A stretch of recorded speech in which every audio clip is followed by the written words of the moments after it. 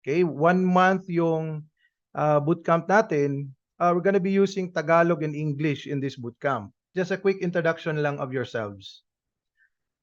Yes, hi, good evening. I'm Evening. Chris from General Trias, Cavite. Good evening, everyone. I'm James Tababa from Tarlac City here in Luzon. Hello, I am Rebecca Fatima. I am from Cebu City. Evening. Good evening. So I'm Sheena Oserno. I'm from CDO. My name is Guy Satasahi and currently based at Parañaque City.